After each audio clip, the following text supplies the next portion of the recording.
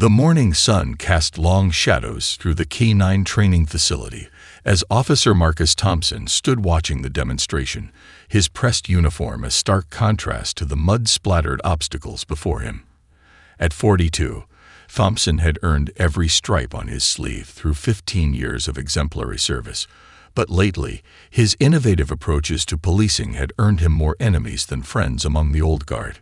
Sergeant Mike Walsh's German Shepherd, Rex, moved through the obstacle course with military precision, leaping barriers and crawling under wire mesh. Thompson noticed how Walsh's chest puffed with pride at each successful maneuver, until Rex caught sight of Thompson and broke formation. The dog's ears flattened, and a low growl rumbled across the training yard. "Rex, heel!" Walsh's command came sharp and late, his pale face flushing red as several rookie officers turned to watch. The dog reluctantly returned to position, but the damage was done. Thompson kept his expression neutral, though his mind raced through the implications. Dogs, as his grandmother used to say, smell fear and hate on their masters.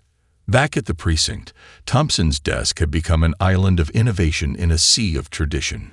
His walls were covered with community outreach statistics, crime reduction graphs, and photos of successful youth programs. Each morning, more officers would drift by, asking questions about his methods, much to Walsh's visible disgust. "Your numbers look good, Thompson," Captain Rivera said, dropping a fresh report on his desk.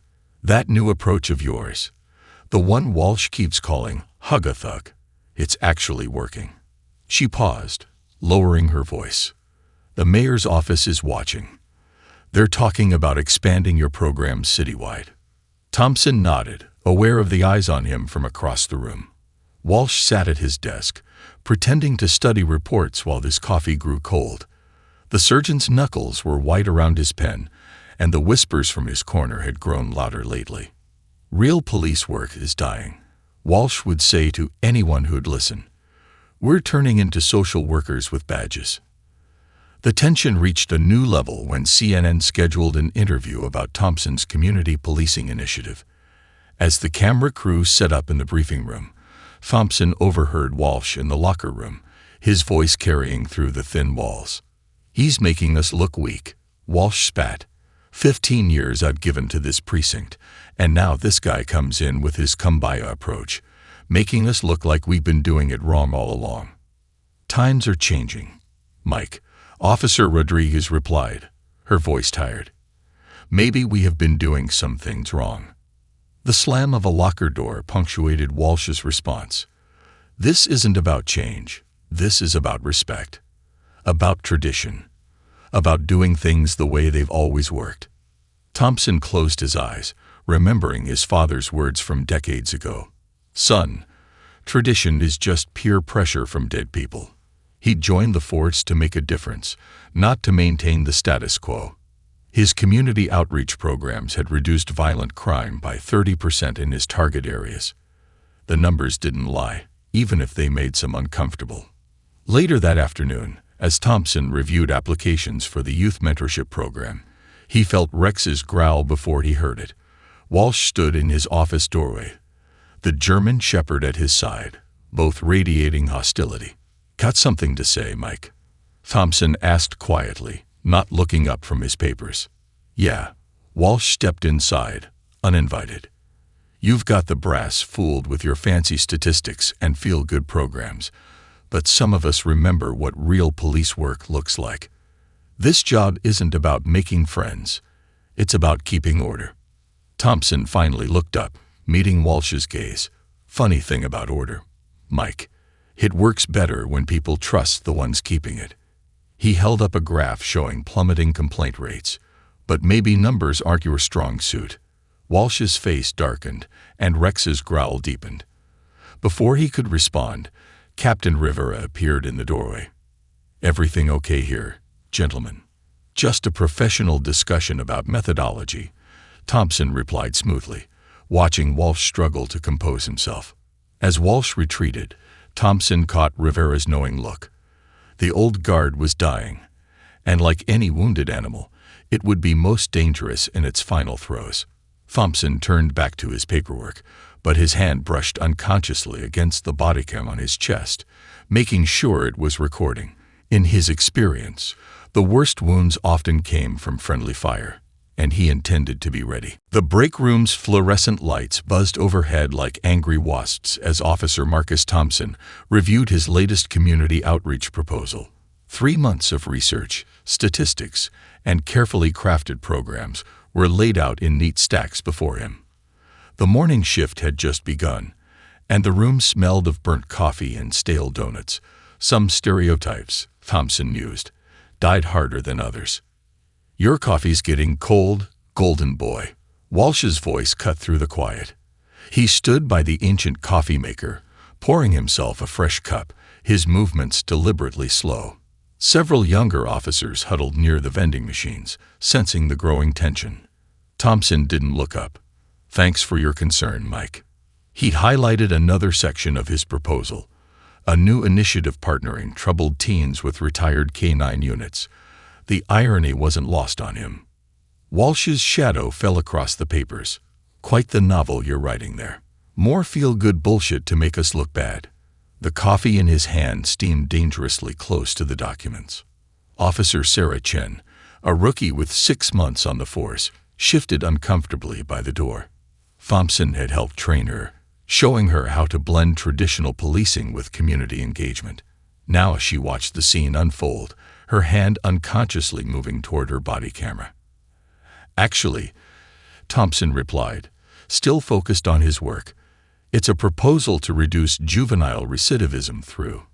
The rest of his sentence disappeared under the splash of scalding coffee cascading across his papers. The brown liquid spread like a stain across months of work, seeping into every carefully crafted page. The break room fell silent. Even the fluorescent lights seemed to hold their breath. Thompson slowly lifted his gaze to meet Walsh's, his movements deliberate as he reached for a handful of napkins. "Interesting how your accidents only happen to my projects, Mike." His voice carried the quiet authority that had earned him respect on the streets and resentment in the precinct. Walsh's face flushed red, starting at his neck and climbing to his hairline. "Maybe if you spent more time on real police work instead of playing social worker, you'd be less clumsy with your paperwork." His attempt at a smile looked more like a grimace. Officer Chen stepped forward. "I have copies of those documents, Officer Thompson, from when you asked me to review them last week." Her voice trembled slightly, but her chin remained high. Walsh's head snapped toward her, but Thompson spoke first. "Thank you, Sarah. Good police work involves being prepared, doesn't it, Mike?" He began carefully blotting the papers dry, maintaining steady eye contact with Walsh. Documentation, backup plans, witnesses, all essential parts of the job. The younger officers murmured in agreement. Walsh's hands clenched into fists at his sides as he realized the audience wasn't on his side. The old dynamics were shifting, like tectonic plates beneath their feet. "You think you're changing things," Walsh spat. "You're just making us soft, making us targets." He stepped closer, coffee cup still dangling from his fingers. "I've worked these streets for 20 years. I've bled on these streets, and now you want us to, what? Host cookie bake sales with gang members." Thompson stood slowly, his full height matching Walsh's. "No, Mike. I want us to stop creating gang members in the first place." He gestured to the wet papers. "These programs reduced violent crime by 30% in test areas. Or would you prefer we keep filling up morgues and prisons?" Officer Rodriguez entered the break room, immediately sensing the tension. "Everything okay in here?" Her hand rested casually near her radio. "Just fine," Thompson replied, never breaking eye contact with Walsh. Sergeant Walsh was just leaving.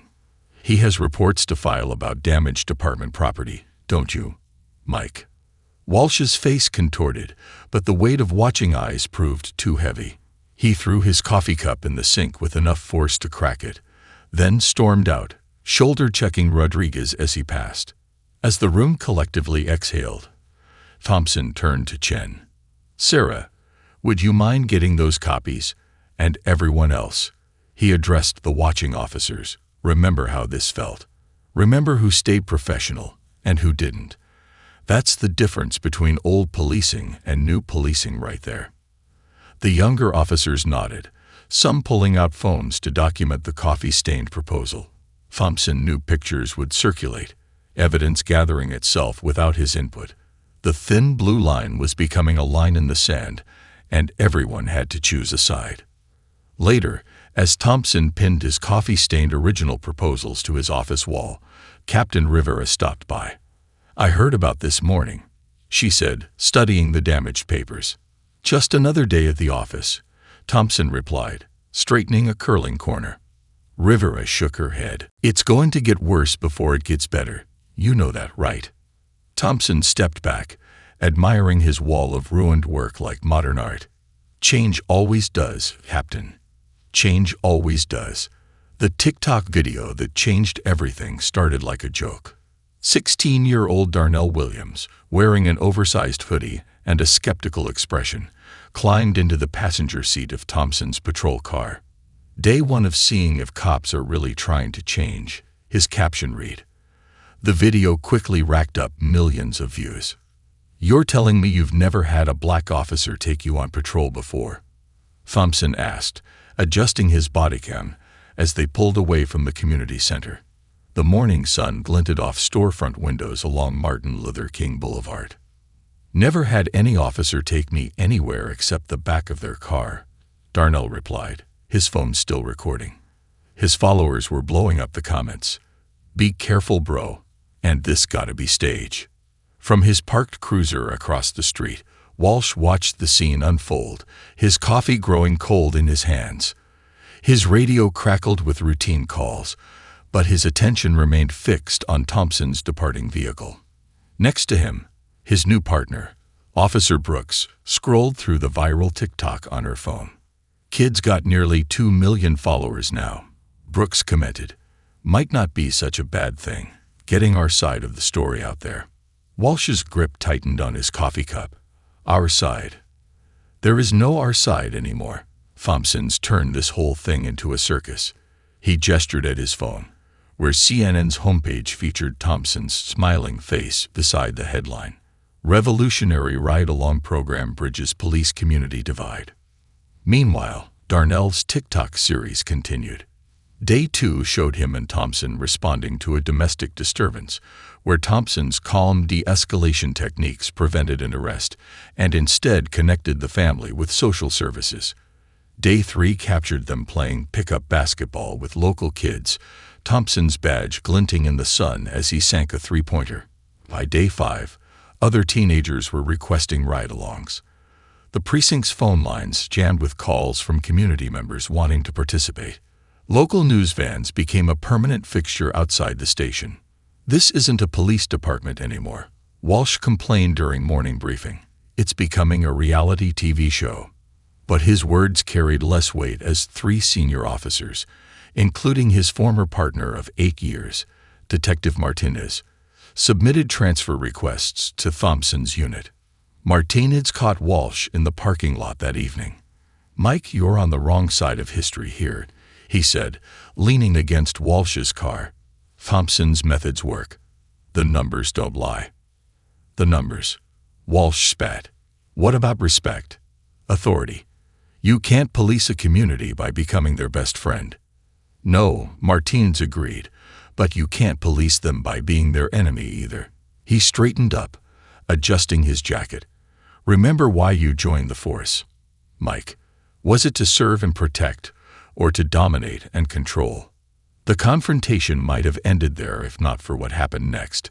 As Thompson's patrol car returned from another successful ride-along, a call came in about an armed robbery in progress. Both Thompson and Walsh responded, arriving at the convenience store simultaneously. What unfolded next would become TikTok gold. While Walsh drew his weapon and shouted commands, Thompson spoke calmly to the teenage suspect, a former student from his community program. The boy, shaking and tearful, lowered his weapon. The gun turned out to be a realistic BB pistol. "That could have gone sideways fast," Darnell commented later, reviewing his footage. His TikTok followers watched as Thompson sat with the teenager's family, arranging counseling and job training instead of jail time. The contrast between approaches couldn't have been starker. Walsh's old-school tactics versus Thompson's community-centered solutions played out on social media for all to see. CNN's interview, when it finally aired, felt like a victory lap. "Officer Thompson," the reporter began, "your ride-along program has become a national phenomenon. There's talk of implementing similar programs across the country. How does that feel?" Thompson's response was diplomatic. "It feels like progress. But the real credit goes to brave young people like Darnell, who were willing to give us a chance to prove that change is possible." From his patrol car, Walsh watched the interview play out on his phone, his knuckles white on the steering wheel. The old guard was crumbling around him. That evening, 3 more officers requested transfers to Thompson's unit. The final straw came when the mayor's office announced increased funding for community policing initiatives, citing Thompson's program as a model for future law enforcement. As Thompson accepted the ceremonial check, surrounded by smiling teenagers and community leaders, Walsh's coffee cup crumbled in his hand. "This isn't over," he muttered, watching the celebration through narrowed eyes. "This isn't police work. This is surrender." But even as he spoke, another TikTok was going viral. Another barrier was breaking down, and another piece of the old system was crumbling away. The call crackled over the radio at 11:47 p.m. Domestic disturbance at 1242 Maple Street. Reports of screaming and possible weapon involved. Thompson and Walsh's units both responded, their sirens splitting the night air.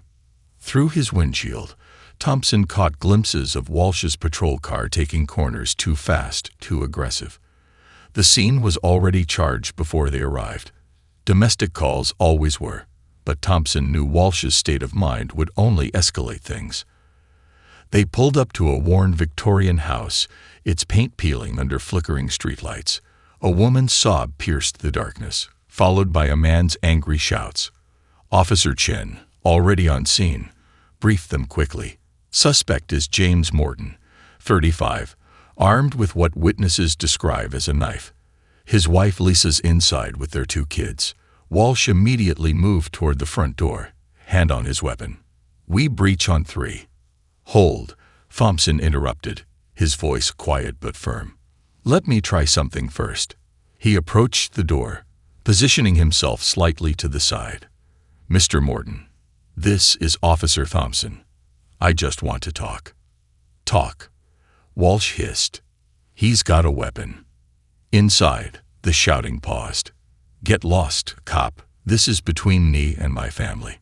Thompson kept his voice steady. "I understand that, James. But right now, your kids are scared. Lisa's scared. And I'm betting you're scared too. Nobody makes their best decisions when they're scared."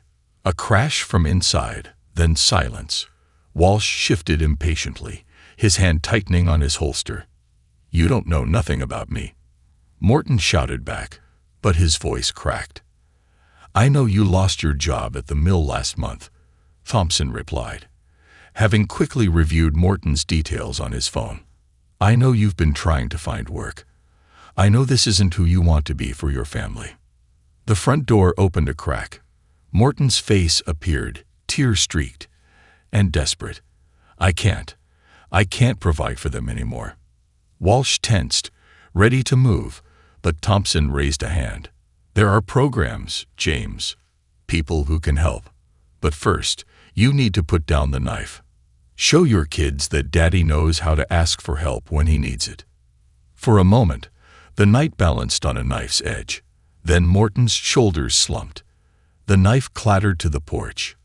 As Thompson moved to secure it, Walsh rushed past him, roughly grabbing Morton and slamming him against the wall. "Mike," Thompson's voice cracked like a whip. "He's complying." Inside, Morton's children started crying again. Walsh had Morton in a hold that went beyond procedure, his face flushed with something darker than professional duty. "This is how we handle armed suspects," Walsh growled, tightening his grip. Thompson stepped closer. "Not anymore. It's not. Release him. Now."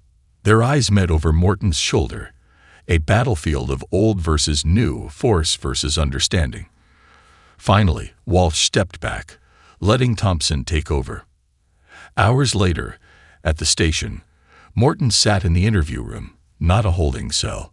His wife and children waited nearby, while Thompson connected them with crisis services and emergency housing assistance. As Morton was escorting his family out, he paused by Thompson's desk. "Officer," he said quietly, "thank you for listening." He glanced at his children, showing them a different way. Walsh watched the scene from his desk, jaw clenched. When Thompson passed by, he muttered, "One day your soft approach is going to get someone killed." Thompson stopped. "Funny, Mike. I was just thinking how your hard approach almost got someone killed tonight." He leaned closer, voice low. "I've seen your disciplinary file. 3 excessive force complaints this year alone. How long before almost becomes, actually, you threatening me?" "No." Thompson straightened up. "I'm trying to save you. The same way I tried to save James Morton tonight, but like him, you have to want the help." Captain Rivera had witnessed the exchange. Later, she called Thompson into her office. "That situation could have gone sideways fast," she said, reviewing the bodycam footage. "It still might," Thompson replied, watching Walsh through the office window. The sergeant sat at his desk, staring at nothing, his expression stormy. "Mike's like a lot of officers.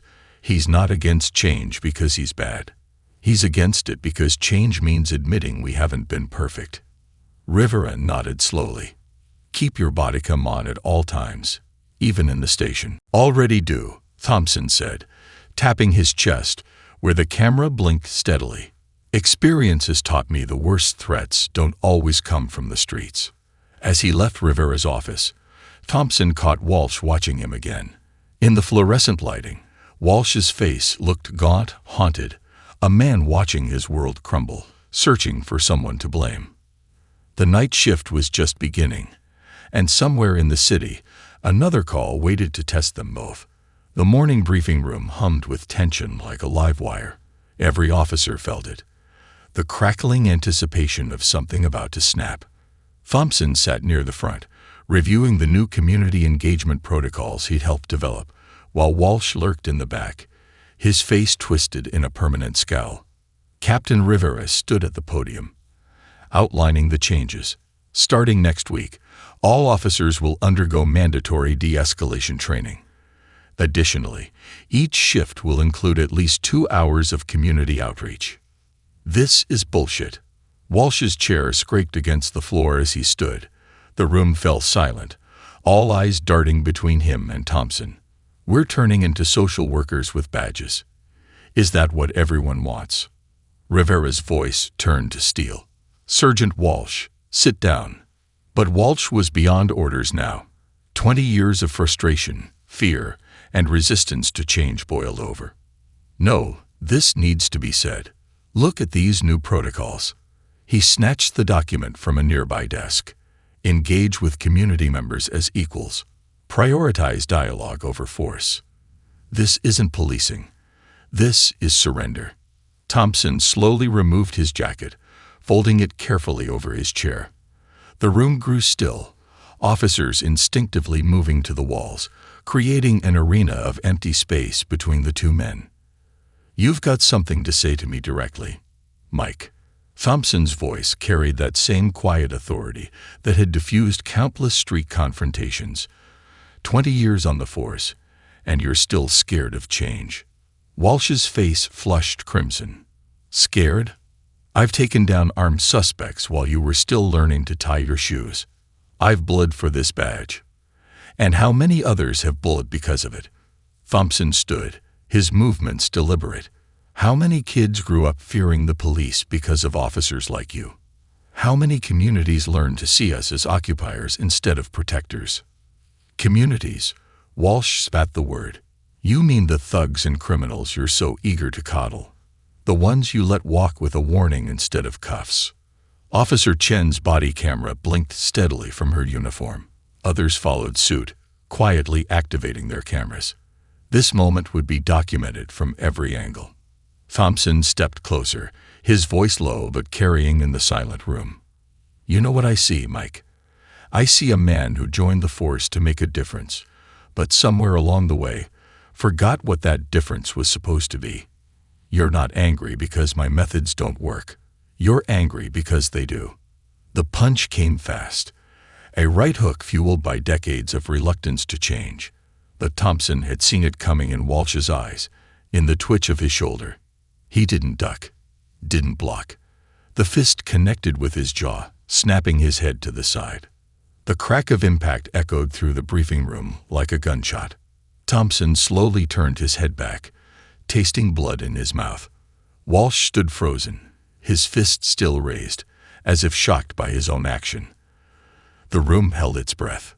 "That's what I expected," Thompson said quietly, wiping blood from his lip.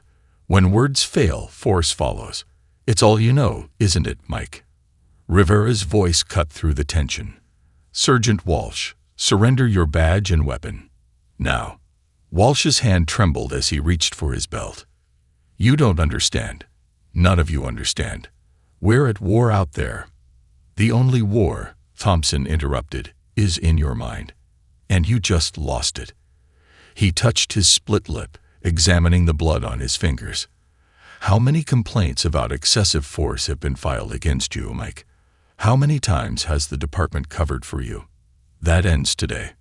Officers moved in to escort Walsh out, but he shrugged them off. "You'll see," he growled, dropping his badge and gun on the nearest desk. "When the streets explode, when your community engagement fails, you'll wish you had real cops left." As Walsh was let out, Thompson addressed the silent room.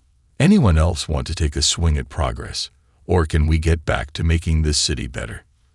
The room remained still, dozens of body cameras still recording.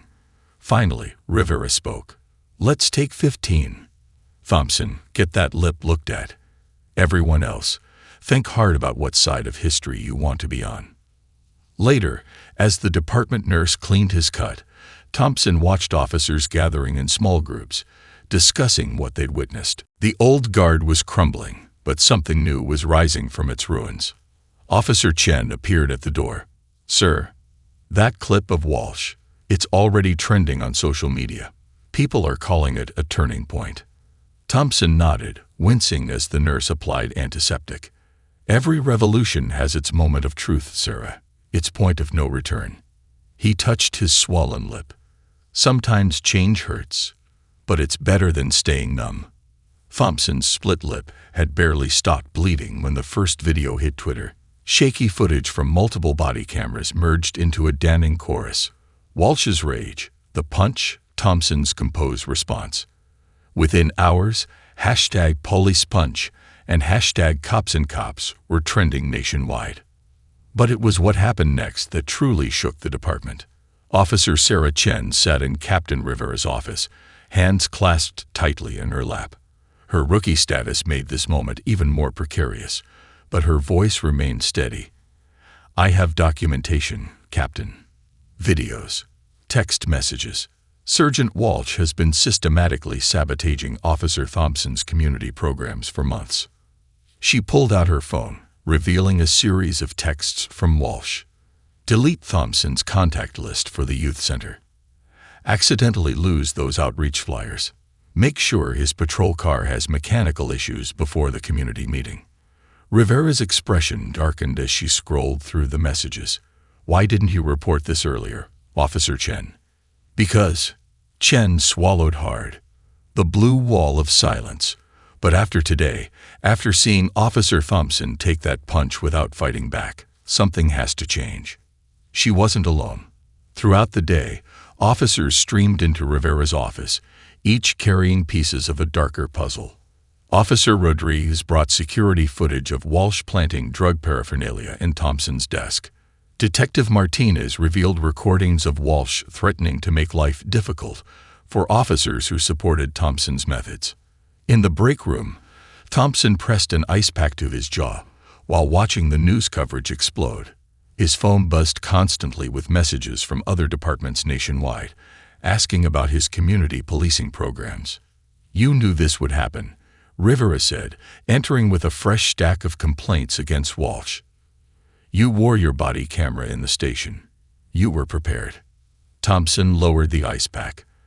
"I knew change doesn't come without resistance, but I didn't expect the whole wall to come down at once." Outside, news vans clogged the street. Social media exploded with old videos. Walsh roughing up teenagers during routine stops, escalating minor confrontations into violent arrests. Each post added another crack to the foundation of old-school policing. The mayor called an emergency press conference. Thompson watched it on the break room TV, surrounded by officers who, just months ago, would have avoided being seen with him. "What we witnessed today," the mayor declared, "was not just an assault. It was the death throes of an outdated approach to law enforcement." Officer Thompson's commitment to community-focused policing, even in the face of violent opposition from within his own department, demonstrates the change we desperately need. Detective Martinez approached Thompson with a thick file. "Remember that string of excessive force complaints that mysteriously disappeared last year? Turns out Walsh had friends in internal affairs." He dropped the file on the table. "Had. Past tense. They're all talking now." Thompson flipped through the pages, each one revealing another buried incident, another covered-up violation. "This was never about just one punch," he said quietly. "No," Rivera agreed, entering with more files. "It was about a system that protected people like Walsh while punishing people like you. But systems can change." The afternoon brought a twist no one expected. Darnell Williams, the teenager whose TikTok series had highlighted Thompson's methods, released new footage. It showed Walsh, months earlier, threatening local kids who wanted to participate in the ride-along program. "Your officer wasn't just resisting change," Darnell's mother told reporters outside the station. "He was actively trying to maintain a system of fear and intimidation. Officer Thompson showed our children a different way, a better way." As evening fell, Thompson stood at his office window, watching protesters gather. But unlike the usual anti-police demonstrations, these people carried signs supporting reform. More Thompsons, less Walshes, and community policing works. Officer Chen appeared at his door.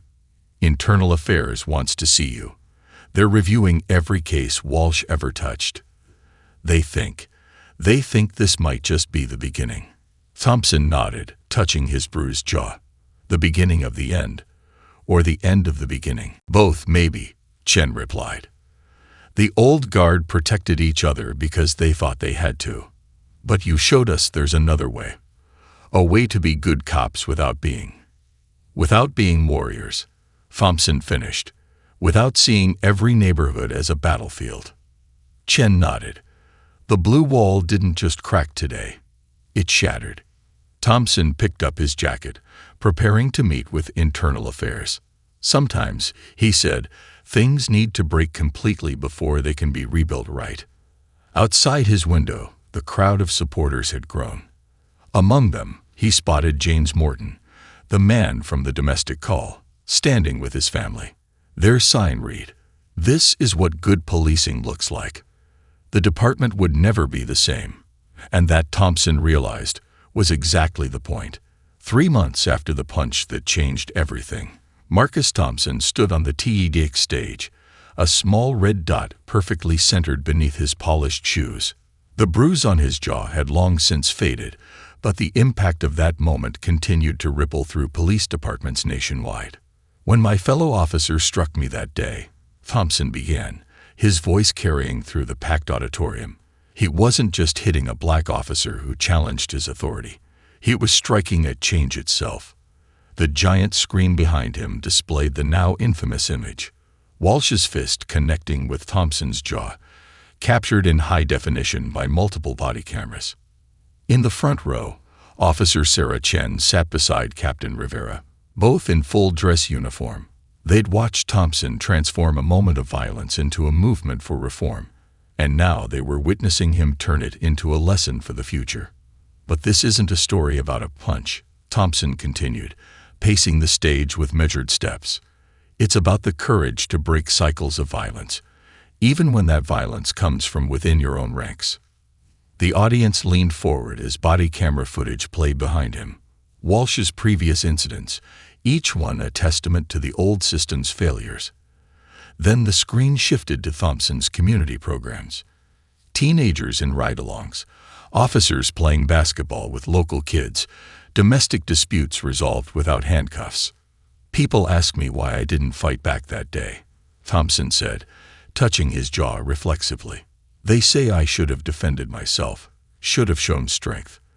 But true strength isn't in how hard you can hit. He paused, letting his words sink in.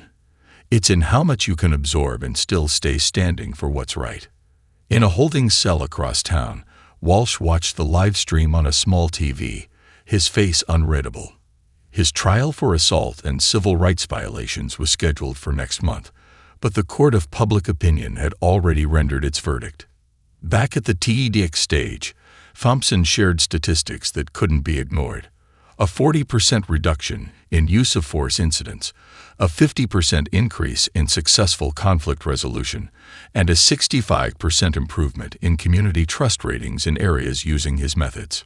The old guard called it soft policing. Thompson continued, allowing himself a slight smile. But there's nothing soft about standing your ground without raising your fist. Nothing weak about choosing dialogue over dominance. The screen behind him filled with faces, officers from departments across the country who had adopted his approach. Each one had a story of transformation, of learning to see their badge as a symbol of protection rather than power. We're not just changing policies, Thompson explained, his voice passionate. We're changing culture. The warrior cop mentality that turned our streets into battlegrounds. That's dying. And in its place, we're building something revolutionary. A police force that serves its community instead of occupying it. In the audience, James Morton, the man Thompson had talked down during the domestic dispute, sat with his family, tears streaming down his face. His children wore junior police badge stickers, no longer afraid of the uniform their father had once feared. But here's the truth that scares the old guard the most, Thompson said, his voice dropping to a near whisper that had the audience hanging on every word. This change, it's inevitable. Because once people see that there's a better way, once officers realize they can be effective without being aggressive, once communities understand that they can trust instead of fear, there's no going back. The screen showed a final set of images. Walsh's empty desk, his badge turned in. Thompson's community outreach center, bustling with activity. Young officers like Chen leading their own programs, building on Thompson's foundation. That punch, Thompson concluded, standing tall under the spotlight. It wasn't the sound of the old guard's last stand. It was the crack in the dam. And through that crack, change is flooding in. The question isn't whether policing will transform. It's whether you'll be part of that transformation or swept away by it. The standing ovation lasted 7 minutes. As Thompson left the stage, his phone buzzed with messages from police chiefs nationwide, each wanting to implement his programs. But it was a simple text from Officer Chen that meant the most. The new recruits just watched your speech. They're asking if you'll lead their first community patrol tomorrow. Thompson smiled, composing his reply. The revolution wasn't just happening. It had already won. The old guard's last punch had become the first nail in its own coffin, and from its ruins, a new kind of policing was rising. Outside the venue, a group of teenage protesters who'd once cursed at police now waited to shake Thompson's hand. Among them, Darnell Williams stood proud in his police academy uniform, ready to join the force he'd once feared. Proof that the cycle could be broken, one brave choice at a time. 1 year to the day after the punch, Marcus Thompson stood before a sea of fresh faces at the Police Academy graduation ceremony. The morning sun glinted off newly polished badges as 50 cadets, the most diverse class in the department's history, waited to take their oath. From his seat in the back row, former Sergeant Mike Walsh watched through dark sunglasses, his security guard uniform a stark contrast to the sea of blue before him. He'd chosen to attend, drawn by some complex mixture of bitterness and curiosity, watching his old world transform into something he barely recognized. "When I joined the force 20 years ago," Thompson began, his voice carrying across the hushed crowd, "we were taught that authority came from fear. That respect was demanded, not earned." He paused, scanning the eager faces before him. "Today, you're graduating into a different kind of police force." In the front row, Darnell Williams sat tall in his cadet uniform, his TikTok fame having inspired dozens of other young community members to apply to the academy. Beside him, Officer Chen, now Sergeant Chen, beamed with pride at her first class of mentored recruits. "Your training hasn't just been about laws and procedures," Thompson continued. "You've learned de-escalation before defensive tactics, community engagement before crowd control. You've spent as much time in neighborhood centers as you have at the shooting range." Walsh shifted uncomfortably in his seat as Thompson's words stirred memories of their final confrontation. His security job at the local mall felt like exile, but it had given him time to reflect. He watched as Thompson pinned badges on graduates who looked nothing like the force he'd known. Young men and women of all backgrounds, many from the very neighborhoods he'd once patrolled with suspicion. Each of these badges, Thompson held one up, catching the sunlight, represents a promise, not to control your communities, but to be part of them, not to enforce through fear, but to protect through trust. In the audience, James Morton sat with his family, his children now proud members of the Youth Police Advisory Board. His oldest daughter had already declared her intention to join the academy next year. The cycle of fear was breaking, generation by generation. "Some will tell you this new approach makes us soft," Thompson said, a familiar argument that drew knowing chuckles from the veteran officers present. "But ask yourself, what requires more courage? To meet conflict with force, or to face it with compassion? To escalate, or to understand?" Walsh found himself nodding slightly, despite himself. A month ago, he'd talked down an angry teenager attempting to shoplift at his mall. Instead of calling for backup, he'd listened, really listened, to the kid's story. It had felt different, better. "Your real training begins tomorrow," Thompson continued.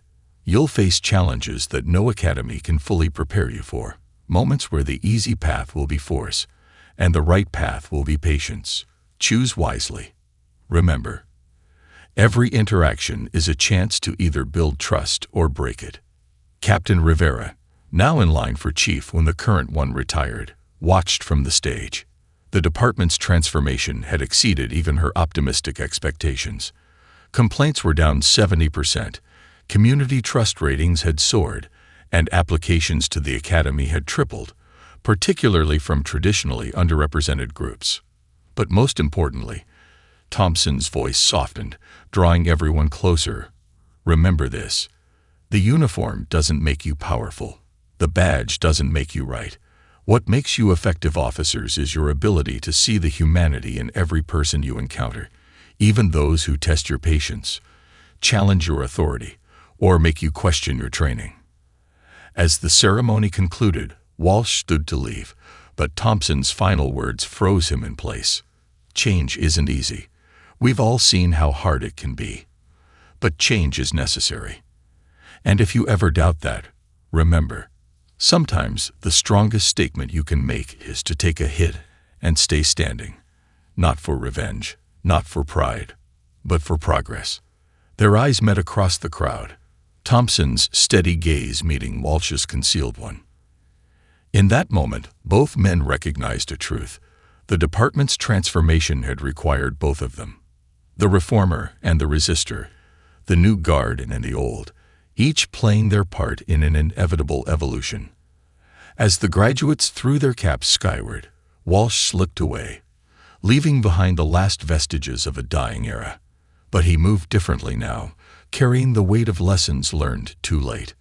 Thompson watched him go, then turned back to his new officers, his legacy. Each of them represented a step away from the force that had allowed that punch, and toward the future he'd seen possible all along. "Welcome to the new guard," he told them, his smile genuine. Let's show them what good policing really looks like.